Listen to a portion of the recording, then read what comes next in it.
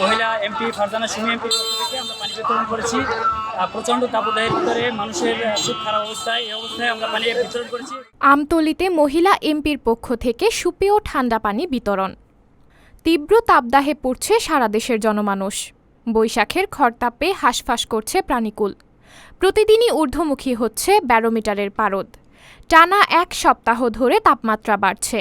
এমন পরিস্থিতিতে জীবিকা নির্বাহে ব্যস্ত শ্রমজীবী দিনমজুর, রিকশা চালকদের জনজীবন বিপন্ন প্রায়। তাদের কষ্ট কমাতে ও মুখে হাসি ফোটাতে বরগুনা ১ আসনের সংসদ সদস্য ফারজানা আক্তার সুমির পক্ষ থেকে আজ ৩০ এপ্রিল থেকে ঠান্ডা পানি ও খাবার স্যালাইন বিতরণ কার্যক্রম শুরু করেন জাতীয় শ্রমিক লীগ আমতলী পৌর শাখার সভাপতি মোহাম্মদ সোহাইব আহমেদ সজীব ও সাধারণ সম্পাদক গাজী মোহাম্মদ রুবেল, আমতলী উপজেলা ছাত্রলীগের সাধারণ সম্পাদক আব্দুল্লাহ আল মামুন সবুজ।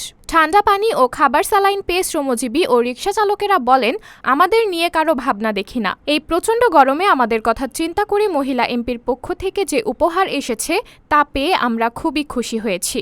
সোহাইব আহমেদ সজীব বলেন, তীব্র তাপপ্রবাহে আমরা চেষ্টা করছি যারা পথচারী ও রিকশা চালক আছেন তাদেরকে স্বাস্থ্য সচেতন করার।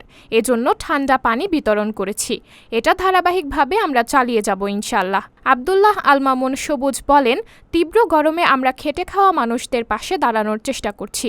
সামনের দিকেও অব্যাহত থাকবে আমাদের এই কার্যক্রম।